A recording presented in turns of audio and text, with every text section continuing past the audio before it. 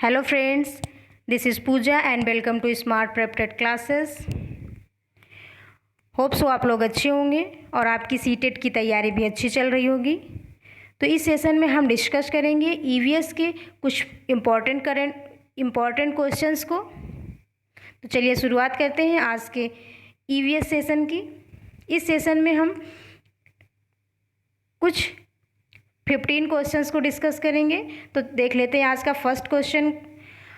आज के सेशन का फर्स्ट क्वेश्चन है, नीचे दिए गए पक्षियों की कौन सी प्रजाति झटके से अपनी गर्दन आगे पीछे करती है। मतलब पक्षियों की वो कौन सी प्रजाति है जो अपनी गर्दन को झटके के साथ आगे पीछे करती है। फर्स्ट उल्लू, सेकेंड कौवा, थर्ड है बसंत गौरी, फोर्थ मैना। तो इसका सही आंसर होगा ऑप्शन नंबर 4 मैना। मैना नाम की जो पक्षी है वो झटके के साथ अपनी गर्दन को आगे पीछे करती है। सेकंड क्वेश्चन है, नीचे दी गई सूची पर विचार कीजिए। कछुआ, घड़ियाल, कौवा, बतख, मछली, निम्नलिखित में से कौन सा दूसरों से भिन्न है। यानी ऊपर दिए गए जो जीवों के नाम हैं उनमें से कौन सा जीव है जो सब अन्य से भिन्न है, बाकी सब समान है। फर्स्ट है मछली, सेकंड है कौवा, थर्ड है घड़ियाल, फोर्थ है कछुआ। तो इसका सही आंसर होगा ऑप्शन नंबर 2 कौवा, क्योंकि कौवा एक पक्षी है, बाकी अन्य जलीय जीव हैं। नेक्स्ट क्वेश्चन देख लेते हैं। एक कक्षा 5 की शिक्षक एक क्रियाकलाप का संचालन करती है जिसमें वह कक्षा के बच्चों से फर्श पर चीनी के कुछ दाने डालने को कहती है और उनको चींटियों के आने तक इंतज़ार करने को कहती है। मतलब कक्षा 5 की एक शिक्षिका है जो बच्चों से क्रियाकलाप करवा रही है जिसमें वो चीनी के कुछ दानों को फर्श पे रखने के लिए कहती है और बच्चों को तब तक इंतज़ार करने के लिए कहती है जब तक कि वहाँ पर चींटियाँ ना आ जाएं। तो इस क्रियाकलाप के माध्यम से बच्चे कुछ अर्थपूर्ण सीख सकते हैं यदि शिक्षक क्या करे, यानी शिक्षक ऐसा क्या करे कि बच्चे इस क्रियाकलाप के माध्यम से कुछ अर्थपूर्ण सीख सकें। फर्स्ट है बच्चों को क्रियाकलाप का अवलोकन करने को प्रेरित करती है। सेकेंड है बच्चों को अपने अनुभव साझा करने को प्रेरित करती है। थर्ड है बच्चों को क्रियाकलाप का अवलोकन, अनुभव साझा और उस पर चर्चा करने को प्रेरित करती है। फोर्थ है बच्चों को क्रियाकलाप से संबंधित प्रश्नों को घर से करने को प्रेरित करती है। तो इसका जो सबसे सही आंसर है, यानी सबसे सटीक आंसर है, वो ऑप्शन नंबर 3 है। बच्चों को क्रियाकलाप का अवलोकन करने, अनुभव साझा करने और उस पर चर्चा करने को प्रेरित करती है। नेक्स्ट क्वेश्चन देख लेते हैं। निम्नलिखित में से किसको पर्यावरण अध्ययन में बच्चों के आकलन में दूर करना चाहिए। मतलब जब हम ईवीएस के क्लास में जब हम ईवीएस में बच्चों का असेसमेंट कर रहे हों तो हमें कौन सी चीज़ है जिसे अवॉइड करना चाहिए, जिसे हमें इग्नोर करना चाहिए। फर्स्ट है बच्चों के उत्तर को सही या गलत में आंकना। सेकेंड है कक्षा 5 के ईवीएस पाठ्यपुस्तक में प्रत्येक पाठ के अंत में दिए गए आज हमने क्या सीखा पर चर्चा करना। थर्ड है आकलन के संकेतकों का उपयोग करना। फोर्थ है बच्चों के सीखने का गुणात्मक आकलन करना। तो इसका सही आंसर होगा ऑप्शन नंबर 1 बच्चों के उत्तरों को सही या गलत में आंकना, क्योंकि असेसमेंट का उद्देश्य बच्चों को सही या गलत साबित करना ना होके उनके सीखने को प्रोत्साहित करना होता है। ये जानना होता है कि बच्चों ने कितना सीखा और वो इसके माध्यम से शिक्षक अपनी शिक्षण विधियों में सुधार भी करता है जिससे बच्चे और अधिक प्रभावशाली तरीके से सीख सकें। तो इसका सही आंसर होगा ऑप्शन नंबर 1 जिसे हमें आकलन में दूर करना चाहिए, क्योंकि बाकी सारे ऑप्शन सही हैं कि हमें आज हमने क्या सीखा पर चर्चा करना, क्योंकि आज हमने क्या सीखा जो पाठ के अंत में ये क्रियाकलाप दिया होता है, इसके माध्यम से बच्चे पाठ में जो सीखे रहते हैं उनको अभिव्यक्त करते हैं। यानी एक तरीके से बच्चों का असेसमेंट होता है सीखने के बाद। आकलन करने में हम संकेतकों का भी प्रयोग करते हैं, इसलिए ऑप्शन भी गलत हो जाता है। और बच्चों के सीखने का गुणात्मक आकलन किया जाता है, ये तथ्य भी सही है। नेक्स्ट क्वेश्चन देख लेते हैं। निम्नलिखित सीखने के कौन से सिद्धांत का पर्यावरण अध्ययन में अनुसरण होता है। मतलब सीखने के कौन से सिद्धांत का पर्यावरण के अध्ययन में अनुसरण होता है। फर्स्ट है वैश्विक से स्थानीय, सेकंड है अमूर्त से मूर्त, थर्ड है अज्ञात से ज्ञात, फोर्थ है ज्ञात से अज्ञात। तो जब हम शिक्षण सूत्रों या फिर शिक्षण सिद्धांतों की बात करते हैं तो प्राथमिक स्तर पर बेसिकली ज्ञात से अज्ञात या मूर्त से अमूर्त सिद्धांत का ही प्रयोग होता है, यानी आगमन से निगमन, ज्ञात से अज्ञात और मूर्त से अमूर्त। मूर्त मतलब जिसे छुआ जा सके, देखा जा सके, जो प्रत्यक्ष हो, और अमूर्त जिसे जो अप्रत्यक्ष रूप से हो, यानी जो जिसमें विचार की प्रधानता हो, जिसे देखा ना जा सके। तो इस फर्स्ट ऑप्शन है वैश्विक से स्थानीय। तो ये ऑप्शन गलत हो जाता है क्योंकि हमें स्थानीय से वैश्विक पे जोर देना होता है, ना कि वैश्विक से स्थानीय, यानी लोकल टू ग्लोबल होता है, ग्लोबल टू लोकल नहीं होता। सेकेंड है अमूर्त से मूर्त। तो अमूर्त से मूर्त शिक्षण सिद्धांत का प्रयोग उच्च कक्षाओं में किया जाता है, न कि प्राथमिक स्तर पर।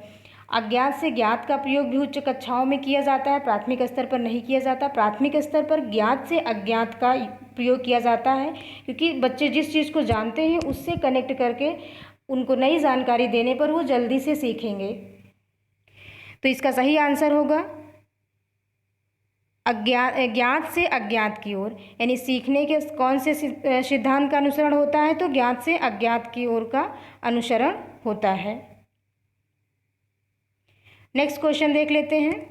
निम्नलिखित में से कौन सा पर्यावरण अध्ययन में सीखने का रचनात्मक आकलन का साधन नहीं है, यानी जो कौन सा ऐसा साधन, इसमें जो ऑप्शंस दिए गए इनमें कौन सा ऐसा साधन है जो रचनात्मक आकलन का नहीं है, मतलब फॉर्मेटिव असेसमेंट का नहीं है। फर्स्ट है पोर्टफोलियो, सेकंड है क्रम निर्धारण मापनी, थर्ड है वर्णन अभिलेख, फोर्थ है वार्षिक उपलब्धि परीक्षण। तो इसका सही आंसर होगा वार्षिक उपलब्धि परीक्षण, क्योंकि ये सबमिटिव असेसमेंट का पार्ट है, ना कि फॉर्मेटिव असेसमेंट का। जबकि पोर्टफोलियो, क्रम निर्धारण मापनी और वर्णन अभिलेख ये फॉर्मेटिव असेसमेंट का पार्ट होते हैं।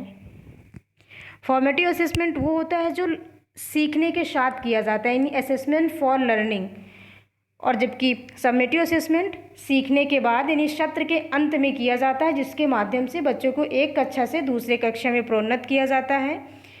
जबकि फॉर्मेटिव असेसमेंट सीखने के साथ चलता रहता है और इसके माध्यम से शिक्षक बच्चों के सीखने का ज्ञान प्राप्त करता है कि बच्चों ने कितना सीखा, और उसके हिसाब से अपने शिक्षण विधियों में वो परिवर्तन करता है। नेक्स्ट क्वेश्चन है, निम्नलिखित में से क्या पर्यावरण अध्ययन को सीखने का सबसे प्रभावशाली संसाधन है, यानी कौन सा संसाधन है जो पर्यावरण अध्ययन को सीखने में सबसे अधिक प्रभावशाली है।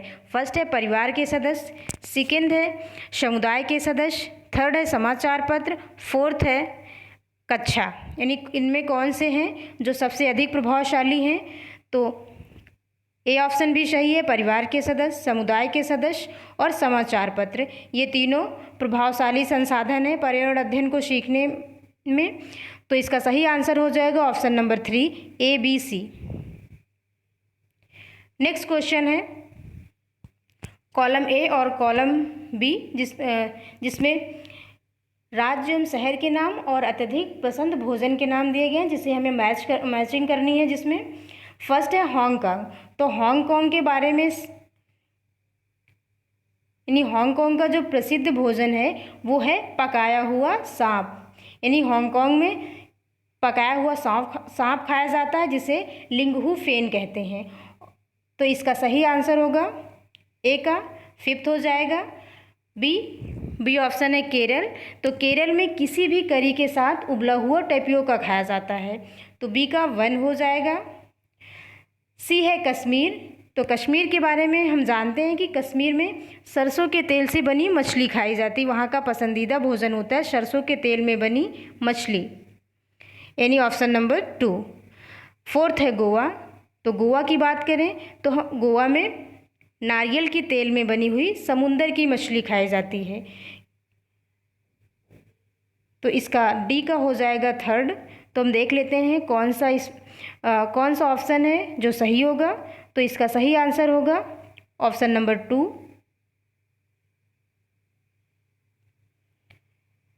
नेक्स्ट क्वेश्चन देखते हैं। पर्यावरण अध्ययन के शिक्षक के द्वारा बच्चों को जानवरों का अवलोकन और उनका चित्र बनाने को प्रेरित करने का उद्देश्य क्या है? यानी पर्यावरण के अध्ययन के शिक्षक द्वारा बच्चों को जानवरों का चित्र बनाने और उनका अवलोकन करने के लिए प्रेरित किया जाता है, तो इसका क्या उद्देश्य है? फर्स्ट है बच्चों में सृजनात्मकता का विकास करना, ये भी सही है। सेकेंड है बच्चों में अवलोकन और रचनात्मक कौशल का विकास करना, ये भी सही है। बच्चों में सौंदर्यात्मक संवेदना का विकास करना। तो इस प्रकार से तीनों ऑप्शन सही हैं। इसका सही आंसर होगा option number 4 ABC। Next question देख लेते हैं। बच्चों को पर्यावरण अध्ययन सीखने में प्रभावशाली तरीके से जोड़ा जा सकता है। फर्स्ट है वृत्तांतों से, सेकेंड है कहानियों से, थर्ड है शिक्षक के द्वारा अवधारणाओं की प्रभावशाली व्याख्या से, फोर्थ है शिक्षक के द्वारा अवधारणाओं का प्रभावशाली प्रदर्शन और व्याख्या। तो इसका सही आंसर होगा A and B, केवल A और B। नेक्स्ट क्वेश्चन है, निम्नलिखित में से क्या पर्यावरण अध्ययन में बच्चों के द्वारा ज्ञान की रचना में महत्वपूर्ण है? फर्स्ट, बच्चों का सक्रिय भाग लेना, सेकेंड है बच्चों के समुदाय के सदस्य, थर्ड है पर्यावरण अध्ययन की पाठ्य पुस्तकें, फोर्थ है पर्यावरण अध्ययन की पाठ्य पुस्तक में दी गई व्याख्या एवं परिभाषा। तो इसका सही आंसर होगा A, B और C, A, B और C, क्योंकि हमें व्याख्या और परिभाषा पर जोर नहीं देना होता है। नेक्स्ट क्वेश्चन है, पर्यावरण अध्ययन में शिल्पकला और चित्रकला को समूह में करके सीखने पर बल दिया जाता है। मतलब पर्यावरण अध्ययन में हम शिल्पकला हो या चित्रकला, उसे समूह में सीखने पर जोर दिया जाता है, यानी समूह के माध्यम से सिखाया जाता है। तो इसका क्या उद्देश्य है? कक्षा की अनुशासनहीनता को रोकने के लिए समूह में सीखना शिक्षकों के लिए एक आसान और प्रभावशाली युक्ति है। बी है समूह में सीखना सहपाठी द्वारा सीखने को प्रोत्साहित करता है, ये ऑप्शन ठीक है। सी है समूह में सीखना कक्षा में सामाजिक अंतरक्रिया को बेहतर बनाता है, तो ये भी सही है, क्योंकि समूह में सीखने से बच्चों में सामाजिक अंतरक्रिया यानी एक दूसरे को अभिव्यक्त करने का अवसर मिलता है। तो ये ऑप्शन भी सही हो जाता है, बी और सी। समूह में सीखना पर्यावरण के अध्ययन के पाठ्यक्रम को समय पर पूरा करने में सहायता करता है, तो पाठ्यक्रम को पूरा करने पर कोई बल नहीं दिया जाता है। तो इसका सही आंसर होगा ऑप्शन नंबर 3, केवल बी और सी। नेक्स्ट क्वेश्चन देख लेते हैं।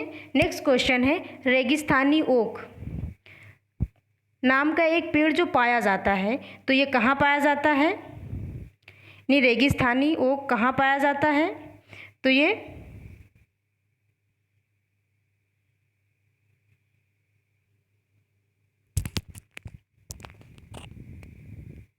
तो रेगिस्तानी ओक नाम का जो पेड़ होता है वो कहाँ पाया जाता है? फर्स्ट है अबू धाबी में, सेकेंड है ऑस्ट्रेलिया में, थर्ड है राजस्थान के रेगिस्तानों में, फोर्थ है संयुक्त राज्य अमीरात के रेगिस्तानों में। तो इसका सही आंसर होगा ऑप्शन नंबर सेकेंड, ऑस्ट्रेलिया में। रेगिस्तानी ओक यानी डेजर्ट ओक जो होता है वो ऑस्ट्रेलिया में पाया जाता है। नेक्स्ट क्वेश्चन है, चिराओ नामक नाच कहाँ के लोग करते हैं? यानी चिराओ नामक जो नृत्य है वो कहाँ किया जाता है? फर्स्ट है झारखंड, सेकेंड है मिजोरम, थर्ड है मणिपुर, फोर्थ है मेघालय। तो इसका सही आंसर होगा ऑप्शन नंबर 2, मिजोरम, जहाँ पर फसल कटने के बाद लोग चिराओ नृत्य करते हैं।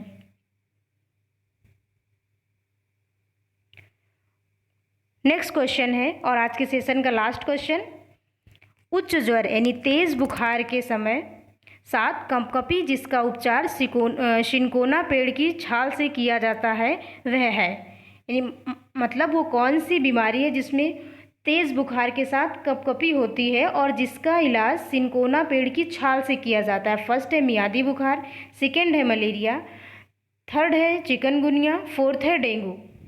तो इसका सही आंसर है option number second, malaria. Malaria के उपचार में सिंकोना वृक्ष की छाल का प्रयोग किया जाता है, जिससे कुनैन नामक औषधि बनाई जाती है सिंकोना पेड़ की छाल से, और उसका उपयोग मलेरिया के उपचार में किया जाता है। तो आज के सेशन में बस इतना ही गाइस। Thanks for watching. अगर आपको वीडियो पसंद आया हो तो लाइक करें, शेयर करें अपने फ्रेंड के साथ जो सीटेट की तैयारी कर रहे हों। अगर आपने अभी तक चैनल को सब्सक्राइब ना किया हो तो कर लें, ताकि न्यू वीडियो का नोटिफिकेशन आप तक समय से पहुंच सके। Thank you, keep supporting.